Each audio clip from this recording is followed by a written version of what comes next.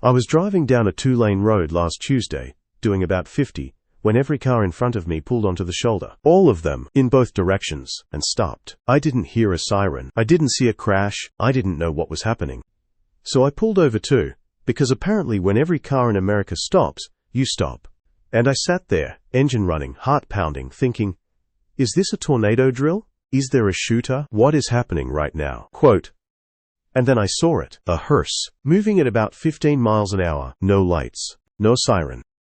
Just respect. Every car on that road had pulled over for a stranger's funeral, and every driver had their hand on their heart. I sat there for 3 minutes, didn't move, didn't breathe, and I thought, the news doesn't show this. The news has never shown this. Quote, I'm Australian. I moved to small-town America 6 months ago, and I've been writing down the things the cameras miss, the things that happen when nobody's performing.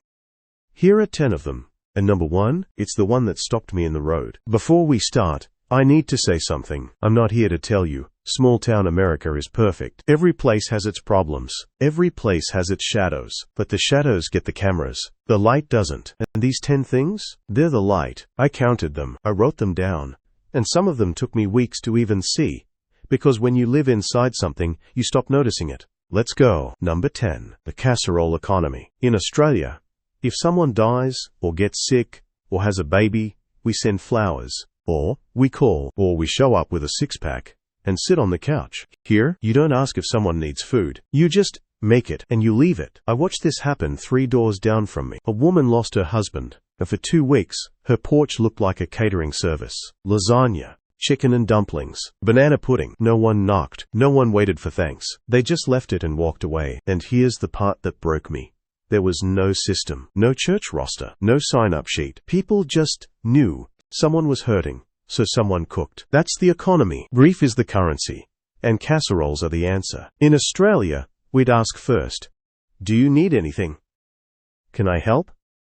Here, they don't ask. They just do, because asking puts the burden on the person who's already carrying too much. Number 9. The porch light covenant. I noticed this on my 3rd night. I was walking home from the cafe, and every porch on the street had its light on. Not the big floodlight, not the security light, the small one, the one by the door.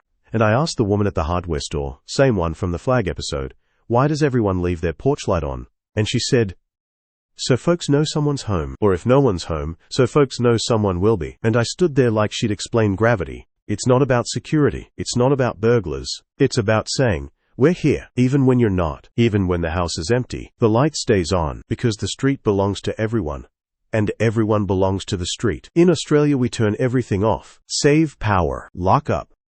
Go out back. Here, the porch light is a promise. We're still here. Come back tomorrow. Quote. Number 8. The take care contract. Every transaction in this town ends the same way. Not goodbye, not see ya, not cheers, like back home. It ends with take care every single time. At the gas station, at the diner, at the pharmacy where they know your dog's name and your grandpa's blood pressure medication. Take care. Quote. And here's what I realized after about 100 of them. It's not goodbye, it's a contract. It's, I am acknowledging your existence, and I am asking you to continue existing. It's, I see you and I want you to be okay. Quote. In Australia, we say, no worries, which is beautiful in its own way. It means, I've got you, relax. But take care is different. Take care, peek-agens. The world is big, and I can't watch you all the time, so please watch yourself. It's love with a mileage limit, and they say it to everyone, even the confused Australian buying cable ties. Number 7. The volunteer everything. The fire department? Volunteers. The football coach? Volunteer. The ambulance driver at 3 a.m.? Volunteer. The woman who runs the food bank? The man who maintains the baseball field? The teenager who coaches Little League on Saturdays? Volunteers. All of them. I met a man at the VFW. We'll get to the VFW later. That's its own episode. And I asked him, why do you do it? The fires, the accidents, the 3 a.m. calls? And he looked at me like I'd asked why he breathes. Who else is going to do it? And that was the whole answer. Not for the community. Not to give back. Just who else? Like the question itself was confusing. Like volunteering wasn't a choice. It was a fact. Like gravity. In Australia, we have professionals for this. Trained, paid, unionized. Here, the person saving your house from burning down is your neighbor. The person driving your kid to the hospital is the guy who fixed your fence last spring. The person coaching the team is the dad who works at the plant. And they don't want your thanks. They want you to show up next time. Number 6. The storm check-in. We had a storm last month. Not a hurricane, just a big one. Wind, rain, power out for 6 hours. And within 30 minutes of the lights going off, my doorbell rang. A woman I'd spoken to twice, holding a flashlight and a thermos of coffee. "You got candles?" she said. "You got water? You know how to use the generator if it gets bad." Quote. And before I could answer, she was gone, checking the next house. And the next. And the next. Like a human circuit breaker, making sure everyone was still connected. In Australia, we handle our own storms. We have supplies. We have plans. We check on our mates, sure, but we call first. We text. Here, they just show up, with coffee and a flashlight, and a list of questions, and they don't leave until they know you're okay. The storm passed, the lights came back, and I kept that flashlight. It's on my kitchen counter, because apparently, in this town a flashlight is a love letter. Number 5. The small town pharmacy. I walked into the pharmacy here to buy ibuprofen. That's it, just ibuprofen. And the woman behind the counter looked at me and said, "You the Australian from the Henderson place?" Quote. I hadn't told anyone my name. I hadn't filled a prescription. I'd bought cable ties at the hardware store and coffee at the cafe. But she knew, because in a town of 3,000, information doesn't travel. It breathes. And then she asked, "You got allergies? Any medications back home I should know about?" And I said, "I'm just here for ibuprofen." And she said, "I know, but I'm asking anyway." Quote, in Australia, the pharmacy is a transaction. In, out. Here's your receipt. Here, the pharmacy is a confession booth. The pharmacist knows your grandma, your blood pressure, your dog's medication, and the fact that you bought ibuprofen last Tuesday too, and she cares about all of it. I walked out with ibuprofen, and a list of local doctors, and a phone number to call if I got sick on a Sunday, and a bag of cough drops, just in case. I didn't ask for any of it. She just gave it. Because that's what the pharmacy does here. It doesn't dispense medicine. It dispenses worry, so you don't have to carry it. Number 4. The church potluck is infrastructure. I went to my first church potluck last month, not because I'm religious, because someone at the hardware store said, "You should come. We always have room." And I didn't know what a potluck was. I thought it was a type of bird. And I walked into that basement, and there were 40 dishes. Fried chicken, mac and cheese, 7 types of pie. A woman made 6 dozen deviled eggs, because the kids always eat them first. A man brought a slow cooker the size of a bathtub, and nobody asked who was paying. Nobody asked who was in charge. I asked a woman. She was about 70, wearing an apron that said, "Bless this mess. How does this work? Who organizes it?" And she laughed. "Organize? Honey, we just bring what we got. The Lord sorts out the rest." And she handed me a plate, and I ate until I couldn't move. And nobody asked if I believed. Nobody asked if I belonged. They just made room. In Australia, community is built in pubs and backyards. Here, it's built in church basements with folding chairs and aluminum trays. And it doesn't matter if you pray. It matters if you show up. And if you show up, you're fed. You're seen. You're home. Number 3. The high school sports heartbeat. I already made a whole video about Friday night football, but I need to put it on this list, because in this town, the high school sports schedule is the town's heartbeat. Not the news. Not the weather. The game schedule. The football coach is a volunteer. The announcer is a retired teacher. The concession stand is run by parents. The scoreboard is maintained by a guy who works at the auto shop. And the whole town shows up. Not because they have kids playing, because it's the town's church. I sat in the stands next to a man who hadn't had a kid in that school for 20 years. "Why do you come?" I asked. And he pointed at the field. "Because those kids are ours. Win or lose, they're ours." And I looked around, at the grandmas with blankets, at the teenagers on their phones who still looked up for every play, at the little kids wearing jerseys 3 sizes too big. And I realized, this isn't entertainment. This is inheritance. These kids are carrying the town's name, and the town is carrying them back. In Australia, we love our sport, but we don't love our 17-year-olds like this. Not as the town itself. Not as the living, breathing proof that the place is still alive. Number 2. The flag is grammar. I talked about this in episode 1, but I'm putting it on this list because I understand it better now. It's not patriotism. It's not politics. It's grammar. The flag is a period at the end of a sentence. It's the answer to a question nobody asked. It's, "This is who we are," without needing a press release. It's on the porch because the porch is a sentence. It's on the mailbox because the mail is a sentence. It's on the barn because the farm is a sentence. And the flag is the punctuation.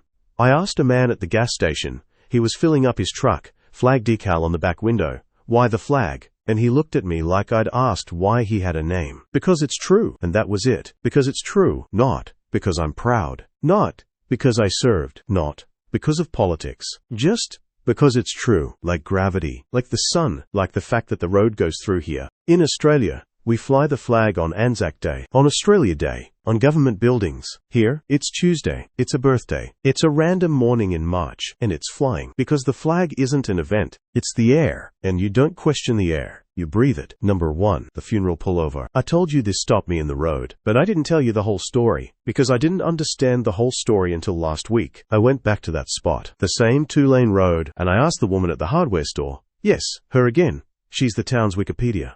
Why does everyone pull over? Is it a law? And she said, it's not a law. It's just, you don't drive past a family saying goodbye. You just don't. And I stood there in the middle of a hardware store, holding a bag of cable ties, and I felt my throat close. Because you don't drive past a family saying goodbye isn't a rule. It's a religion. It's the town's actual theology, and it applies to everyone, even the stranger, even the confused Australian who didn't know to pull over until he saw everyone else do it. I asked around after that. I asked the man at the gas station. I asked the pharmacist. I asked the old fella from the porch, the one who waves at every car. And they all said the same thing, in different words. You stop. You show respect. You let them pass. Quote, but here's what I learned that the news will never show you. It's not just the pullover, it's what happens after. The waitress at the diner, her name is Brenda. She makes the best pecan pie I've ever tasted. She told me that when someone dies in this town, the funeral procession doesn't just get respect on the road. It gets respect for days. We don't mow our lawns that day. We don't play music loud. We don't hang laundry. It's not a rule. We just don't. And I asked her, why? And she looked at me, like I was asking why water is wet. Because the whole town is saying goodbye. Not just the family. The whole town. And I sat in that diner, and I looked out the window at the street where I'd seen the funeral procession pass, and I understood. The news shows you the funeral. The cameras. The flowers, the coffin. But they don't show you the town that stops breathing for a day. The lawns that don't get mowed. The music that doesn't get played. The laundry that doesn't get hung. The whole town, holding its breath, so one family can say goodbye in peace. In Australia, we respect death. We do. We have our rituals. But we don't shut down the street. We don't stop the music. We don't hold our breath for a stranger. Here, the stranger is the point. The stranger is the family. Because in this town, everyone is the family. That's number 1. The thing that stopped me in the road. And the thing that will stay with me forever. So those are 10 things. 10 things the news doesn't show. 10 things I had to leave my country to see. And here's what connects them all. It's not religion. It's not politics. It's not even patriotism, really. It's density. The density of care. In a town of 3,000, there is no room to be anonymous. There is no room to be invisible. There is no room to fall through the cracks, because the cracks are filled with casseroles and porch lights and take care and hands-on hearts. In Australia, we have space. We have distance. We have the outback, and there's beauty in that. There is. But here, in this town, they have proximity. They have each other, and they have built a world where no one is alone unless they choose to be. I'm an Australian in the American South. Noticing America so you can see it too. If you're from a town like this, or if you left one and you're watching this from a city where nobody knows your name, I'd love to know if I got this right. Hit subscribe. New videos every Tuesday, Thursday, and Saturday. And tell me, what's the thing your town does that the news never shows?